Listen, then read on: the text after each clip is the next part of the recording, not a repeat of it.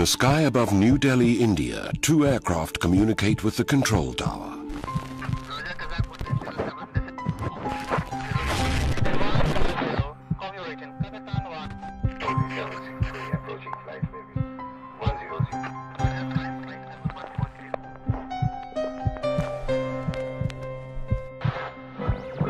They are in the same airspace on opposite headings. The probability of their colliding in mid-air is 1 in 100 million.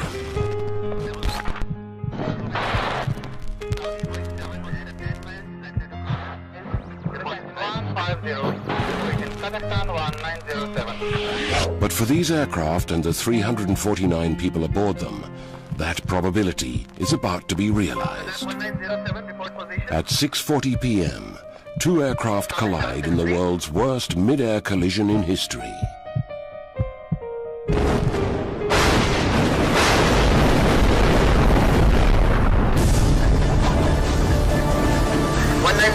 Delhi, Saudi 763, Saudi 763.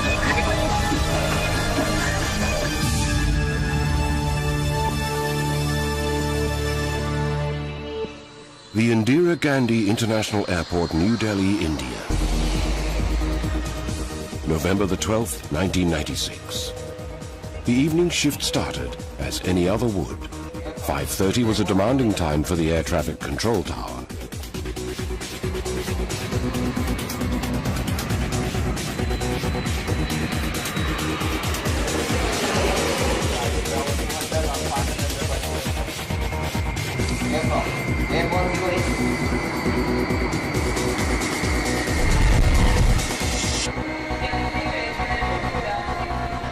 The International Departure Terminal, too, was a hub of activity. Passengers slowly filtered in after brief goodbyes from relatives and well-wishers.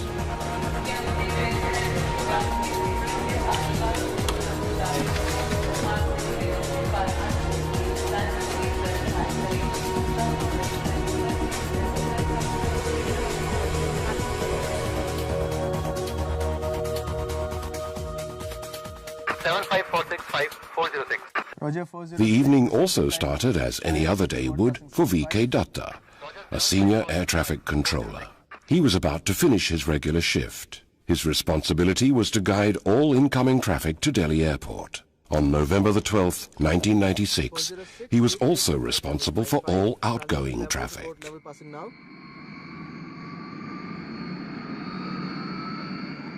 At 6:33 p.m., Saudi Airlines 763, under the command of Captain Khalid Al-Shubhaili, co-pilot Nasir Khan, and flight engineer Edris, takes to the runway. Clear for take runway 28 Saudi 763, final is clear. Saudi 765, clear of time. Runway clear. Final is clear.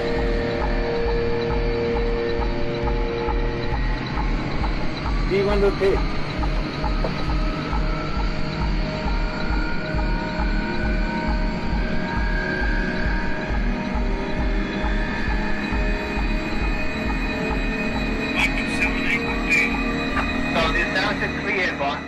A Boeing 747, Saudi 763, is flying 289 passengers to Dhahran, Saudi Arabia. At approximately the same time, flying into Delhi from the former Soviet Republic Kazakhstan is Kazakhstan Airlines 1907.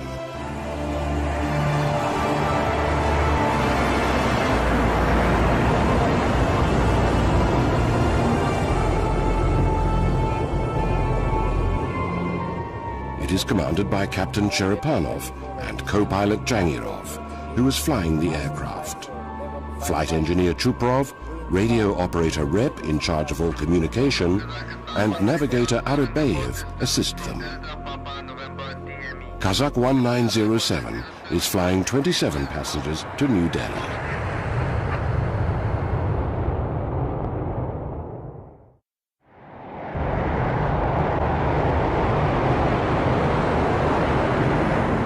Three minutes after takeoff from Delhi Airport, on board Saudi 763, 16-year-old Sarab and 14-year-old Gaurav are excited. Not only is this their first flight, they're going to see their parents after 9 long months. That day I had spoken to them in the morning. I spoke to my eldest son. The younger one was sleeping. I thought they're coming today. We'll get to talk a lot. Why wake him up? This was their first flight. They checked in by themselves, did everything on their own. Went through security checks and then boarded the aircraft. It was their first flight. This was their last flight as well. 35-year-old Farah Mumtaz is torn between leaving her daughters in Delhi and visiting her husband in Jeddah. I was the last one to say goodbye. When I hugged her, she told me to behave and not trouble anyone. My mother was leaving for 15 days. We had never stayed away from her for that long. We were crying when she left home. I don't know why, but I felt that this was the last time I was seeing her. Mohammed Tahir, his wife Rihanna and their 8-month-old son Taimur are finally on their way to Al Jubail near Dhahran. A week ago, they had to cancel their ticket. Their son was unwell. The memories are the only thing I have of them. I had a horrific vision the night before they left.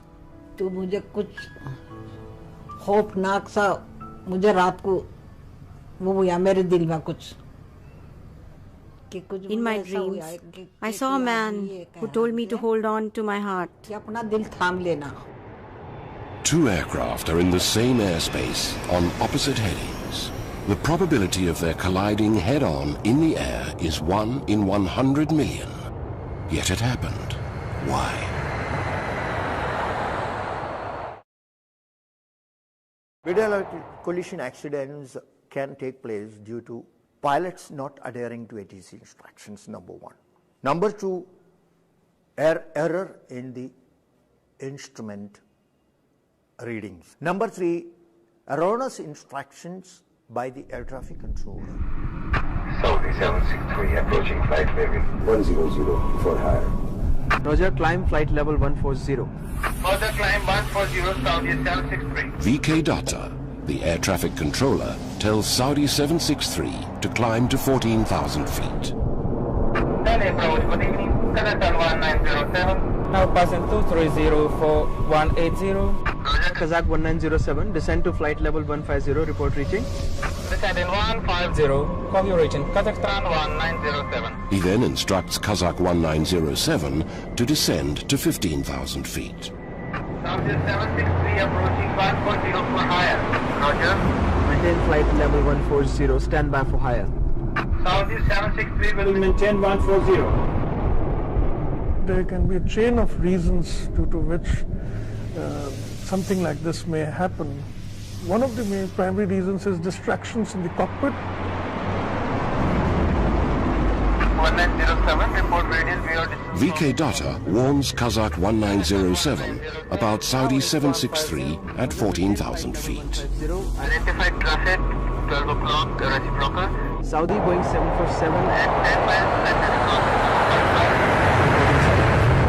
But to no avail.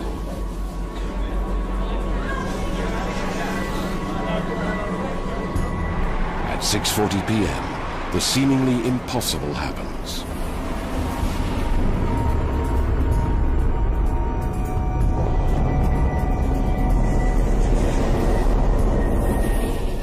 Saudi 763 and Kazakh 1907 crash in mid-air over New Delhi in the world's worst mid-air collision in history.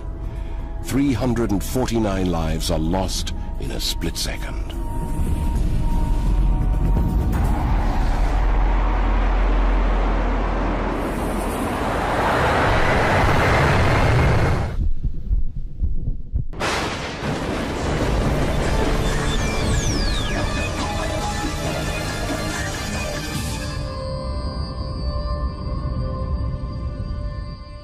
I was actually leaving office when my input editor, Suparna Singh, said, Vishnu, there is some news which is coming in which we'd like you to check out. News of a possible disaster, possible air crash. We drove out from Delhi, we drove into Haryana, At that stage, we didn't have any information about just where the crash had taken place, so we just proceeded in a general direction. I would say it was about 9 to 9:15 in the evening at this stage. We stopped our vehicle immediately, and the wreckage was about a kilometer away from me. And as one kept walking, I realized all around me there were clumps. What I thought was cow dung. And it wasn't too long, perhaps just a few seconds, when I realized that, look, maybe these clumps aren't manure at all, that perhaps this could be debris or perhaps it could be something else. And I immediately told Tulsi, my camera person, to switch on his camera light. Tulsi, switch on the light. And immediately we saw all around us, we saw dead bodies all around us. Within a few moments of actually switching on our camera light, we realized that there was no question of any survivors. The Saudi Boeing 747, the Kazakh Ilyushin 76 aircraft, there was no part of the fuselage of the aircraft which was intact. Everything had been obliterated. There were dead bodies all around. It was abundantly apparent that there was no one who would survive this. When this incident happened, I was 7 years old. For the next couple of years, I kept thinking she'll come back. They have gone to get my son. He's hurt, but he'll be back. He'll be back. I could only find the passport of my eldest son. It took a second for everything to be destroyed.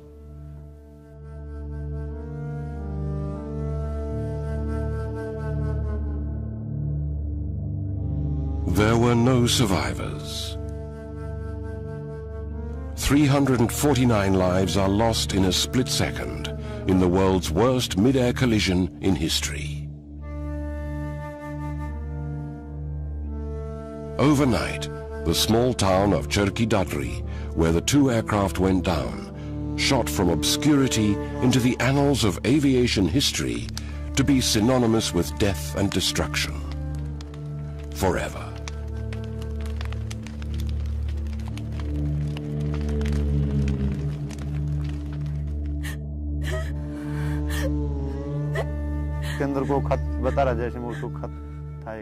I found a letter in the crash site. A girl had written to her brother, "Get me a nice dress and a pen when you get back. Come back soon." Villagers who had their dinner before the crash were the only ones who ate that night. With so many dead bodies lying in our village, who could eat? It felt like we had lost our family.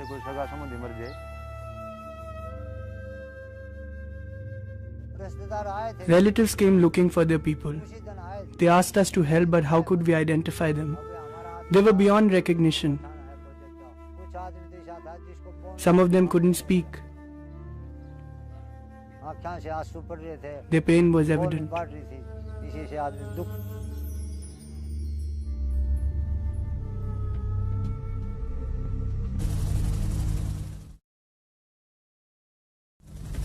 The full extent of the tragedy was visible from the air. The wreckage of the two aircraft was spread over 7 kilometers.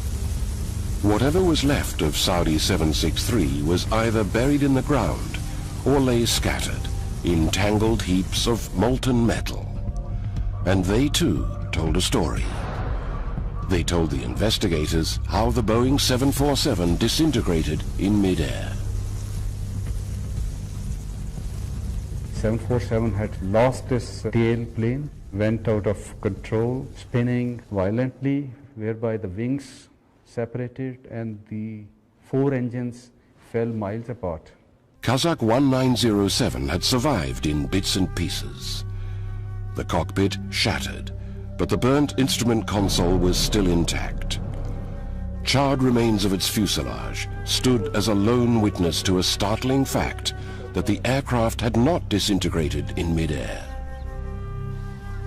So that means that it had some flyability until very close to the ground, but it broke after impact on the ground. Primary investigation of the wreckage suggested 2 points of impact.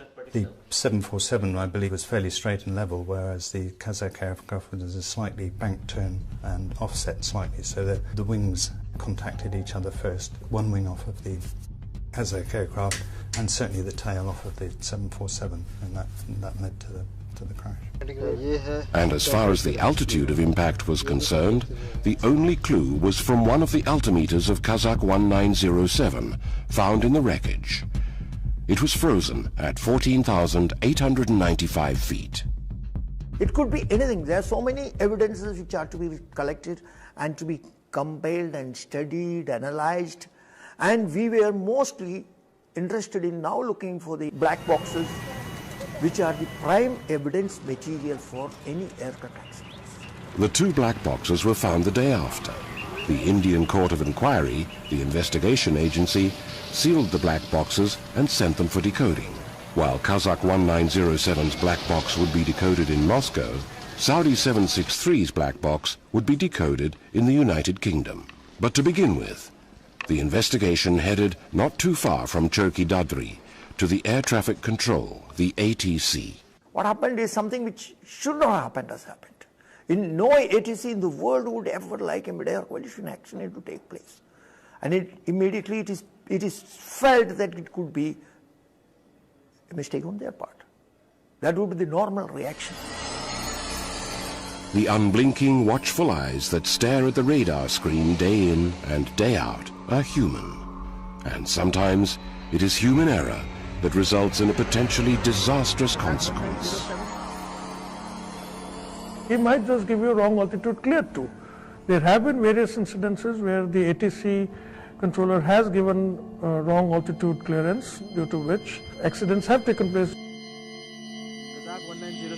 When VK Datta took over his shift on November the 12th, 1996, he brought with him more than 10 years of experience and proficiency as an air traffic controller. Was it possible that he had given incorrect instructions that led to the mid-air collision? The first course of action for the investigators was to replay the ATC tapes. 8 minutes from impact, Saudi 763, after takeoff, contacts VK Datta. Saudi 763 airborne. Saudi 763 identified on departure. Climb flight level 100 initially, stand by for higher. Initially flight level 100, stand by for higher. Saudi 763. He asks them to climb to flight level 100 or 10,000 feet. Kazakh 1907 is close to 23,000 feet. 6 minutes from impact, Kazakh 1907 at 23,000 feet contacts him. Kazakhstan 1907. Roger, Kazakh 1907, descend to flight level 150, report reaching. Descend in 150, call you reaching Kazakhstan 1907. VK Datta clears descent to flight level 150 or 15,000 feet. Saudi 763 is close to 10,000 feet. 4 minutes from impact, Saudi 763, now at 10,000 feet, contacts him for further ascent. 100 for higher. Roger, climb flight level 140. Further climb 140, Saudi 763. VK Datta clears ascent to flight level 140, 14,000 feet. Kazakh 1907 is now at 15,000 feet. 1.5 minutes from impact, Saudi 763 asks VK Datta for further instructions. Approaching 140 for higher. Roger, maintain flight level 140, stand by for higher. Saudi 763 will maintain 140. He asks them to maintain 14,000 feet till further notice. Kazakh 1907 is at 15,000 feet. Two aircraft are in the same airspace on opposite headings. Saudi 763 is at 14,000 feet. Kazakh 1907 is at 15,000 feet. 1,000 feet separates them. That's safe enough, according to ICAO, the International Civil Aviation Organization. But shouldn't VK Datta warn them of each other? He does. 1 minute from impact, VK Datta warns Kazakh 1907 Saudi Boeing 747 of Saudi 763 at 14,000 feet, 8 miles in front of them. But he does not warn the Saudi aircraft. The requirement doesn't say that, but should not take it for granted when two blips are merging that they are vertically separated. Ensure they are vertically separated by repeat messages. But the fact remains that VK Datta was a silent spectator to the mid-air collision. 1907 report position. He had told the aircraft to stay at separate altitudes. He was assuming that they would pass each other safely. They had 1,000 feet between them. Because he was thinking probably they were merging and going to reappear in both the sides, and waiting for giving a further descent clearance to the incoming aircraft and climb clearance to the Saudi outgoing. It was evident that one of the aircraft, or both the aircraft, had breached its assigned flight level. By how much? And why?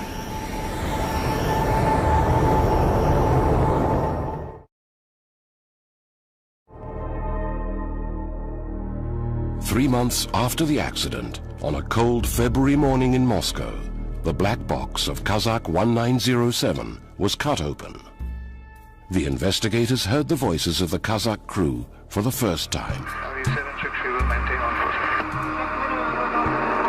Kazakh 1907, report radial view, this is the immediate department, remember? Kazakh 1907 now reached 1500, 46 miles from Delta Papa November, radio 610. Roger. Maintain flight level 150, identify traffic, 12 o'clock, reciprocal, Saudi, Boeing 747 at 10 miles, likely to cross to another 5 miles. Report if inside. From here. Mountain 150, Kazakhstan 1907. It was clear from the tape that the air traffic controller instructed the Kazakh crew to stay at 15,000 feet. He also told them to look out for the Saudi aircraft and to report back once they had sighted it. The turning point of the investigation was when the digital flight data recorder that records altitude, speed and other technical parameters was decoded. It ruled out technical malfunction. The altitude of impact could not be calculated with accuracy. It had a huge margin of error. But the graph revealed a startling fact. Kazakh 1907 had descended below 15,000 feet. This was a point which we all had in our mind at the time. Why? If a pilot is told to maintain certain level and if he doesn't maintain, there must be some reason for it. You can argue that the crew made an error and just descended, but it's the puzzling part is building up why, in fact, if they made an error, why they made an error, and trying to piece that together. The possible answer to that question lay with the sole eyewitness to the mid-air collision, Captain Timothy J. Place of the United States Air Force. He was flying into New Delhi Airport at the same time. He had seen the collision from 20,000 feet. We descended down beneath 20,000 feet. On the arrival, it was about dusk, and we noticed out of our right-hand side a large cloud lit up with an orange glow. At first, we thought it would be lightning, but the glow stayed and became brighter in intensity, lit up the area very bright. Two fireballs seemed to appear heading in our general direction, not in our immediate vicinity, diverging away from each other. The glow intensity of the cloud became dimmer, and the two fireballs proceeded to descend down and hit the ground. The mid-air collision happened in the clouds. Is it possible that Kazakh 1907 had descended due to bad weather? It had happened before. On December the 19th, 1973, the Delhi airport is enveloped in a thick fog. Visibility is down to 1,000 meters. A Lufthansa Boeing 707 undershoots the runway and crash lands 1,500 feet short.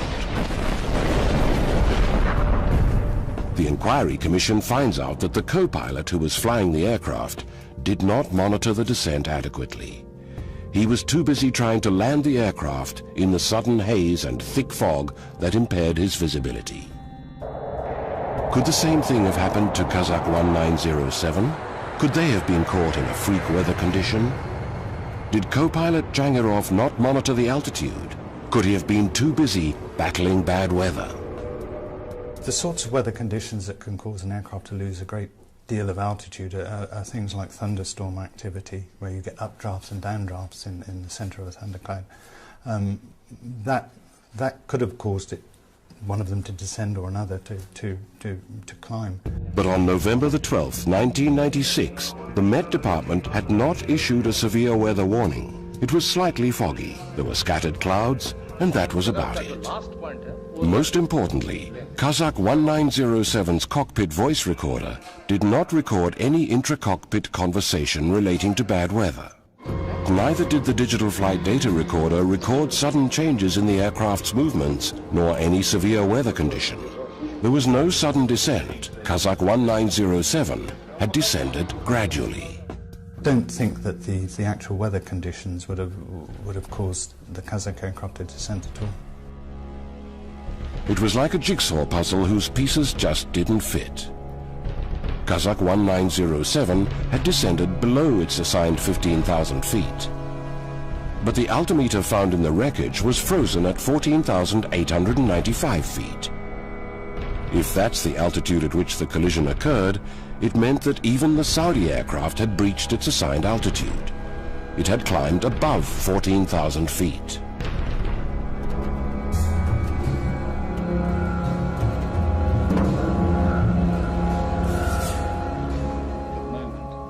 Now, all the answers lay in the black box of Saudi 763.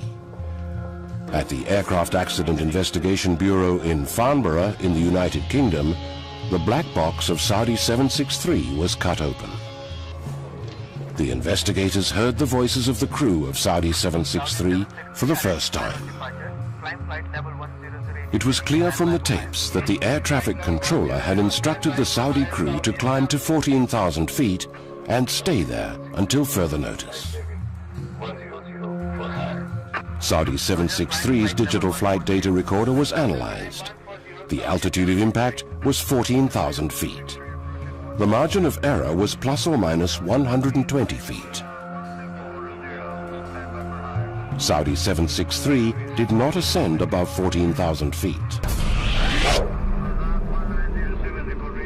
Kazakh 1907 had descended below 15,000 feet. Why had Kazakh 1907 come down? Why was one of the altimeters in the Kazakh aircraft frozen at 14,895 feet? What could possibly be the explanation for it? What had happened in the cockpit of Kazakh 1907? It has been 5 years since the dissolution of the Soviet Union. The Commonwealth of Independent States are struggling to stabilize their economies amidst a politically volatile environment. Their airlines are no different. Kazakhstan Airlines, the state-owned airline of the country, has a bad safety record. It flies rickety aircraft, sometimes with a cockpit crew not conversant with flying outside the former Soviet Union. There have been numerous crashes and near misses, 3 in 1995 itself. But as far as Kazakh 1907 is concerned, the Ilyushin jet did not have any technical snags, and the crew was well conversant with flying outside the former Soviet Union. In fact, Captain Cherepenov had 708 hours of flight time on international routes. Co-pilot Jangirov, the pilot flying, had 207 hours. Flight engineer Chuprov had 1,178 hours. Radio operator Rep had 645, and navigator Arabian had 581 hours of flight time on international routes. How is it possible that a crew with such experience did not level the aircraft at the assigned altitude of 15,000 feet? As far as the IL-76 is concerned, you have to physically level out the aircraft at a particular height and thereafter press the height lock and then maintain the required speed at that particular height. It is done by the autopilot itself, but by actual physical involvement of the pilot or the co-pilot. But in the cockpit voice recording, there are no call-outs by the co-pilot or the pilot to the flight engineer for more power to maintain speed for a particular altitude, a prerequisite for leveling an aircraft. A plain simple explanation could be that it was a controlled flight to a lower level resulting into a collision. A controlled flight. That means that the crew of Kazakh 1907 descended below 15,000 feet with intent. They kept descending because they never knew that their assigned altitude was 15,000 feet. Every accident is an avoidable accident. Every accident could have been an avoidable accident, but for certain failure on the part of a human element. It's as simple and as tragic as that. A 1 in 100 million possibility became a horrific reality due to human error. 349 lives are lost in a split second because one of the aircraft did not maintain its assigned height.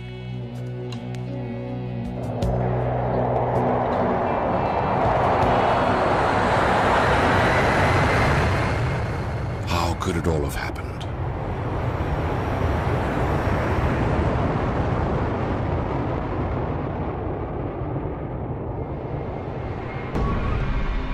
Every accident, every disaster has a sequence, links in the chain of events, where one mistake leads to another, which finally leads to the catastrophe.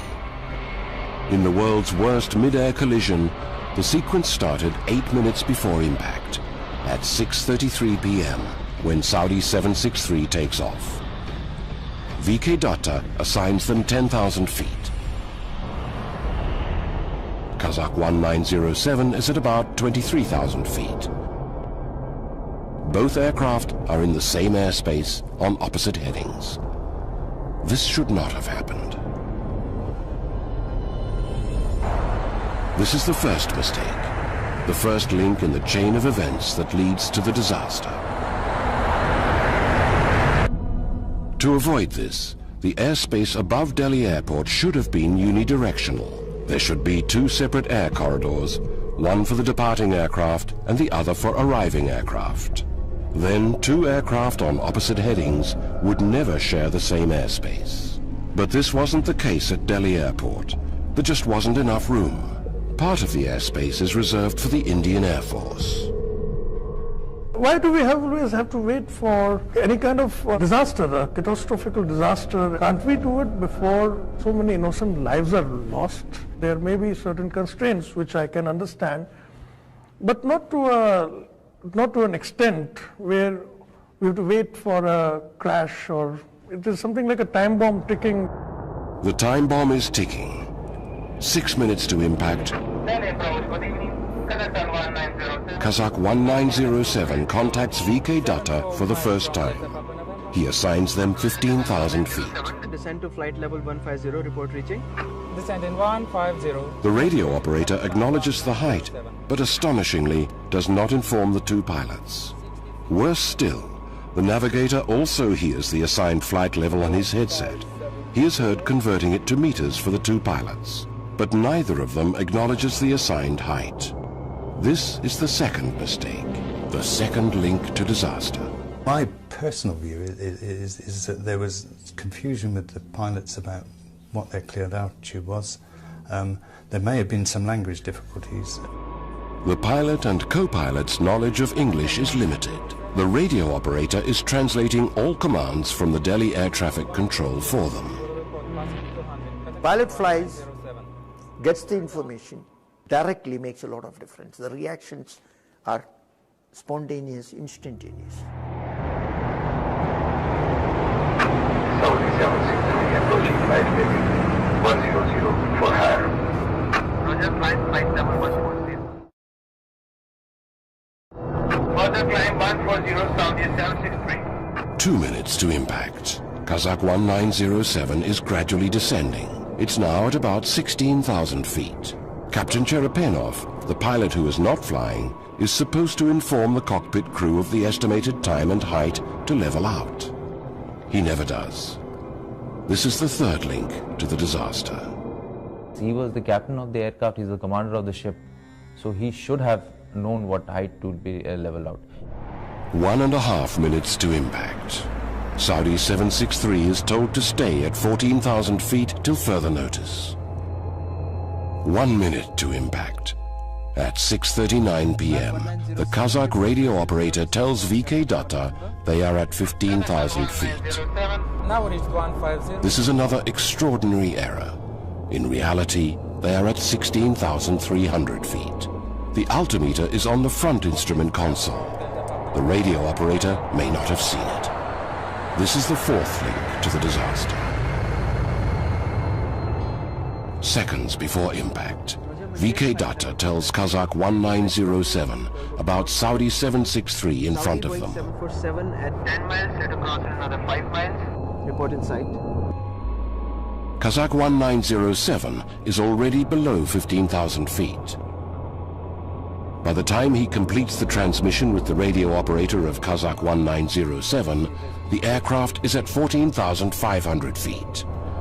Gradually descending, it enters into a cloud layer.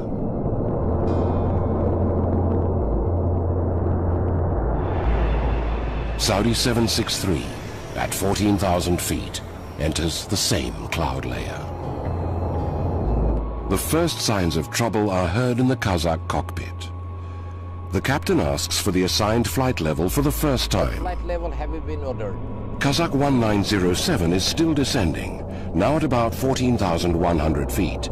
Saudi 763 is at 14,000 feet. Seconds later, the two aircraft are going to crash. Even in these circumstances, with better equipment, the impending collision could have been averted.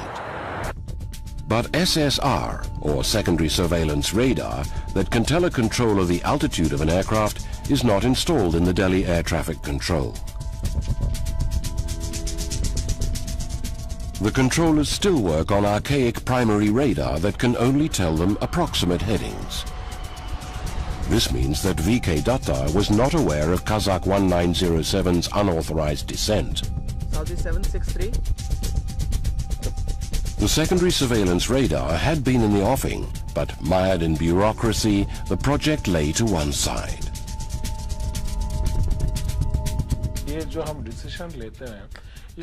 There are too many channels to go through, hurdles to cross, so these things take time.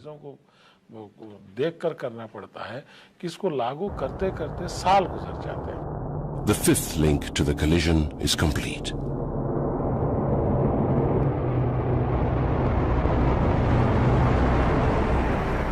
Seven seconds before impact, a tragic sequence of events unfolds in the Kazakh cockpit. The flight engineer realizes that the aircraft has descended below 15,000 feet, their assigned flight level. He probably tries to accelerate to climb, but the captain asks him to hold on and not to accelerate. The flight engineer responds by calling out, "Holding." What I feel has happened at that point of time is that the engineer has realized that the aircraft has gone below 150. He has started opening power, anticipating the next moment I will get a call for climbing or accelerating. But the captain is not yet sure, or maybe he's made a gesture to the flight engineer that hold the power. Kazakh 1907 holds its course. It keeps descending.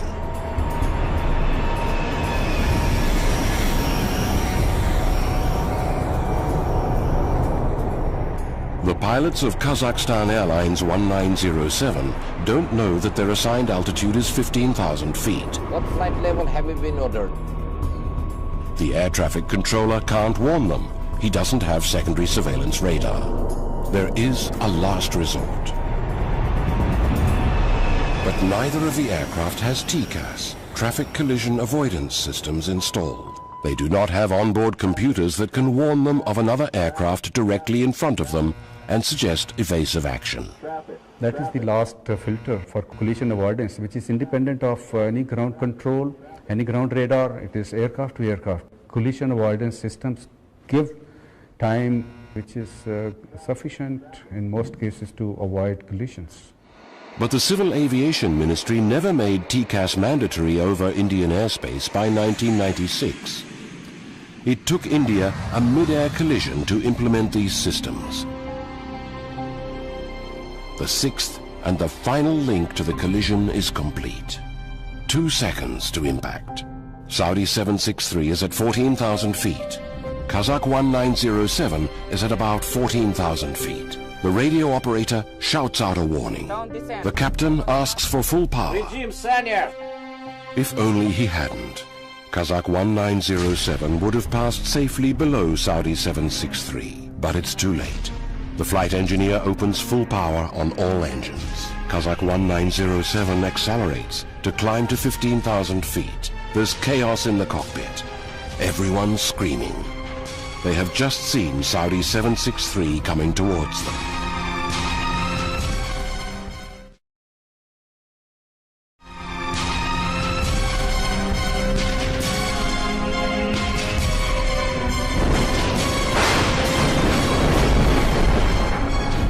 At 6:40 p.m., 14,000 feet over Cherki Dadri, the left wing of Kazakh 1907 crashes into the 2 left engines of Saudi 763.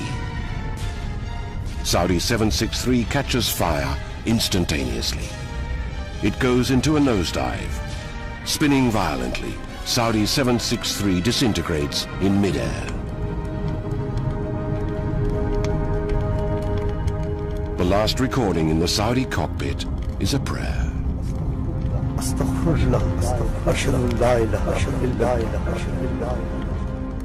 Kazakh 1907 keeps climbing.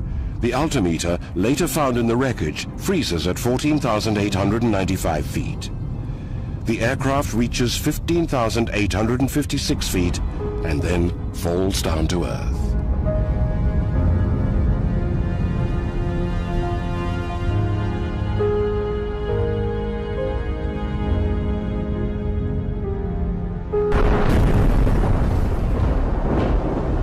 "349 souls, 349 dreams, and 349 hopes are extinguished in a split second."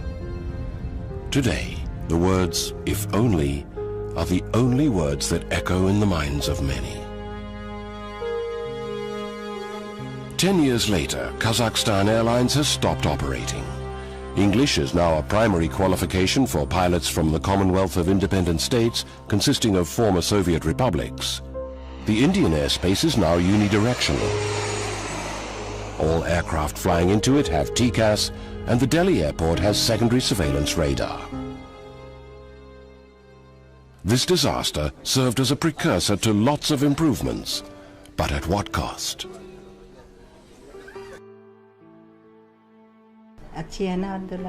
Isn't my daughter-in-law beautiful? My son was also good. He used to say, "I'll take care of my mother. She took care of all of us, all our lives, gave us a good education, brought all of us up." He used to say very nice things. I dream of him. Every time he says, "I'll come back," I keep asking him, when?